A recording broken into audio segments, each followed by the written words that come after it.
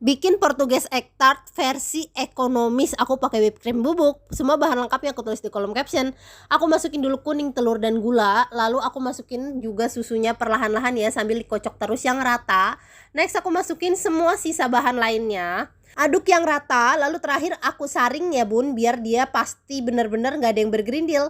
Aku masak pakai saucepan dari Idealef, dia ini anti lengket. Sampai sedikit aja mengentalnya, lalu sisihkan. Ini puff pastry-nya aku potong ya buat ngepasin ke cetakannya. Aku pakai cetakan pie yang udah diolesin margarin. Tusuk-tusuk tengahnya. Masukin 3/4 adonan. Lalu aku oven pakai air fryer 6-in-1 dari Idealef. Dia ini gede banget, muatannya 25 liter. Selain buat air fryer, dia juga bisa banget buat oven ataupun manggang yang lainnya. Udah matang, kita angkat. Jadi deh Portuguese egg tart versi ekonomisnya atau versi iritnya, karena cuma pakai whipped cream bubuk yang harganya lebih murah daripada whipped cream cair. Ini enak banget, yuk bikin.